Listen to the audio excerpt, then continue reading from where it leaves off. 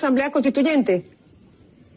No, yo no quiero una asamblea constituyente porque la Constitución del 91 me permite hacer los cambios que quiero hacer en el país. ¿Se compromete usted a no convocar una asamblea constituyente? Me comprometo a no convocar una asamblea constituyente y a defender a fondo la Constitución de 1991. ¡Eso! 6 de la mañana, 26 minutos, este último audio 2018, cuando aspiraba a la presidencia con la doctora Robledo en fórmula vicepresidencial, rueda de prensa en la Plaza de Bolívar con Antanas Mocus, con Claudia López, que ese día adhirieron oficialmente a su campaña, y los 12 compromisos grabados en, pues eso tenía un aire como de ser una piedra, lo representaba, donde se comprometía el entonces candidato a no alentar una constituyente. Y de allí al Petro del viernes pasado en Cali, exultante, flotando sobre aplausos, declarándose parte de la primera línea y diciendo palabras que han sacudido al país todo el fin de semana. Recordémoslas. Diálogo sí, concertación sí, pero con el pueblo en las calles. Si las instituciones que hoy tenemos en Colombia no son capaces de estar a la altura de las reformas sociales que el pueblo a través de su voto decretó, demandó y ordenó, entonces no es el pueblo el que se va arrodillado hacia su casa derrotado. Son las transformaciones de esas instituciones los que se tienen que presentar. No es el pueblo el que se va, es la institución la que cambia. Esa es la historia de la democracia y de los pueblos libres. Y por tanto, si esta posibilidad de un gobierno electo popularmente en medio de este Estado y bajo la Constitución de Colombia no puede aplicar la Constitución porque lo rodean para no aplicarla y le impiden, entonces Colombia tiene que ir a una Asamblea Nacional Constituyente. Colombia no se tiene que arrodillar. El triunfo popular del 2002 se respeta y la Asamblea Nacional Constituyente debe transformar las instituciones para que le obedezcan al pueblo su mandato de paz y de justicia, que es fácil de lograr en Colombia. Hemos desde muy temprano, hoy en 6 AM, estado escuchando muchas voces alrededor de este, que es un tema importantísimo y fundamental, y todas las posturas, que si estamos expuestos a los riesgos de una constituyente, que si el presidente faltó a su palabra de cuando era candidato, de si vamos a tener un estallido social para apoyar estas posibilidades, de si esta es una forma de chantaje válida para que se le aprueben las reformas en el Congreso, y cuando toma pista el sueño de que la Constitución se ajuste con pericia desastre a las veleidades de los gobernantes y a sus arriesgados delirios, pues desoyendo al conjunto de la sociedad, comenzamos a entrar en los áridos terrenos de la ausencia de democracia. Nada más peligroso que los gobernantes de turno, sea cual sea su fortín ideológico, derecha, de izquierda, cuando sueñan con dejar de ser eso, gobernantes de turno, y empiezan a contemplar de manera tan soterrada como una línea de metro el atornillarse al poder. ¿Es Petro un demócrata?, se preguntaba el exministro Alejandro Gaviria en las últimas horas, y él hasta hace unas semanas respondía que creía que sí, pero que después de los cuestionamientos al sistema electoral y del ataque desmedido a los medios de comunicación y del uso de las superintendencias como policía política e instrumento de intimidación y de la idea de contraponer a la democracia representativa, a la movilización popular para presionar, dice Alejandro Gaviria, indebidamente al Congreso, más su idea de hacer las reformas a las buenas o a las malas en el Congreso o por decreto, decretos que, entre otras cosas, para el ex superintendente Pablo Felipe Robledo podrían de manera antidemocrática empollar una constituyente. Señales todas, dice Gaviria, de que hay que estar alertas por lo preocupante de todos estos indicios antidemocráticos, y precisamente en ejercicio de esa democracia donde está incluida la libertad de expresión, pues hoy vamos a seguir escuchando muchas voces sobre el particular. Hernando, para entrar en materia y recordando lo que dijo Pablo Felipe Robledo, ¿podría el presidente convocar la constituyente vía decreto? Gustavo, el presidente de la República no lo podría hacer, no tendría competencia para hacerlo. Tendría eventualmente, según alguna creencia, entonces 2 eventuales posibilidades. Si lo hace en tiempos de normalidad, quiere yo decir, sin contar con facultades extraordinarias, expediría un decreto para el cual no tiene la potestad para hacerlo.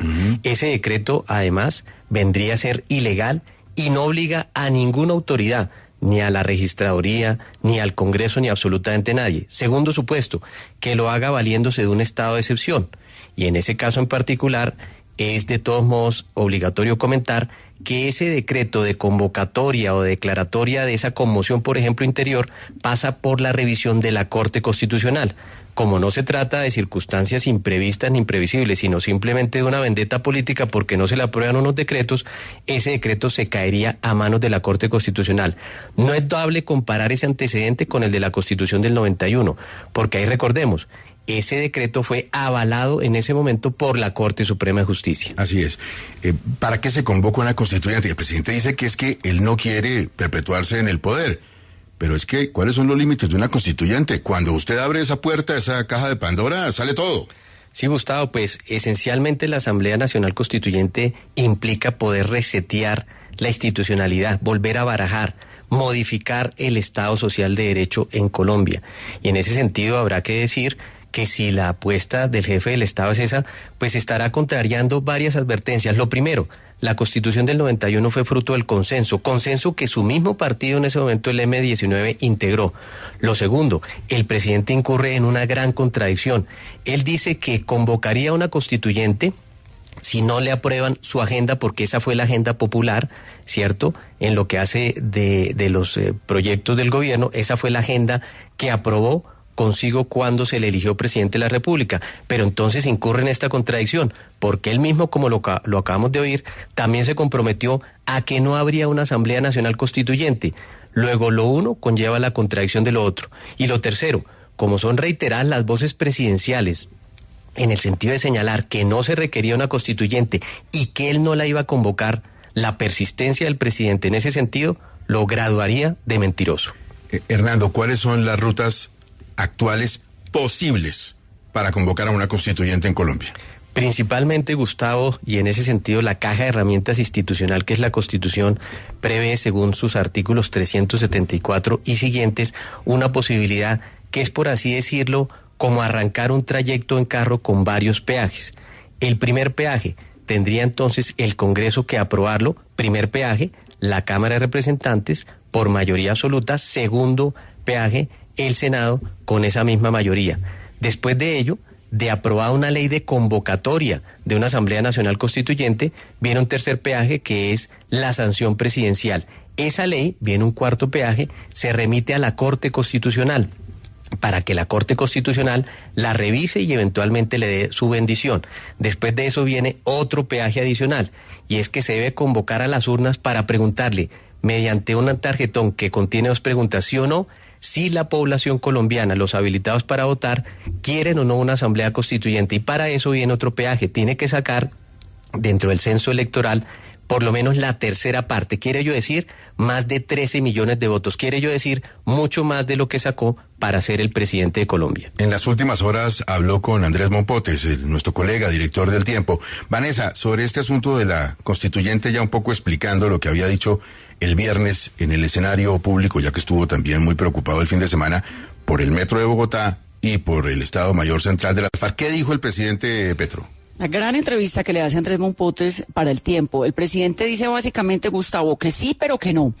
Mire, no tengo intención de reelegirme y no impulsaré reformas o una constituyente en ese sentido. Así lo he dicho desde siempre. Yo no quisiera volver a ser presidente a partir del 2026. Eso lo dice cuando Mompotes le pregunta, ¿esta asamblea constituyente podría terminar reviviendo la reelección a favor suyo? Lo niega. Dice también, no me interesan esos temas, hablando de la ampliación de su mandato. Varias veces ha salido el asunto de que el periodo de los alcaldes coincida con el presidencial y allí tienen que hacer un ajuste constitucional, pero mi obsesión no es esa. Entonces, varias cosas, digamos, al presidente hay que leerlo siempre entre líneas. Lo primero es que dice que él no quiere ser presidente, que de golpe le interesaría un cambio constitucional para igualar los periodos de los alcaldes con el periodo del presidente y que hay 6 puntos que está proponiendo que se deben tener en cuenta en una asamblea constituyente, que es lo que propone. Dice, lo primero es una manera de implementar el acuerdo de paz que fue desarrollado. Lo segundo, dice él, es las pensiones, darle una vida digna que incluya salud, pensión y acceso a agua a las poblaciones históricamente excluidas. Habla de una reforma judicial que acerque el sistema judicial al ciudadano, es lo tercero. Lo cuarto, dice, proponemos un reordenamiento territorial. Y en quinto lugar, planteamos la educación prioritaria, la atención a la educación. Como punto sexto, dice, un diálogo en torno al fin de la violencia en Colombia y la reconciliación, y también me interesa el cambio climático como ñapa.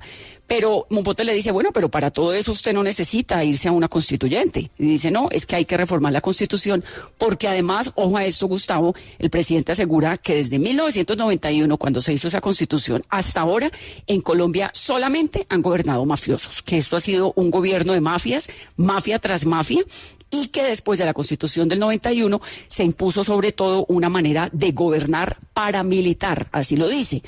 Y todo esto, según él, pues debe cambiarse a través de una asamblea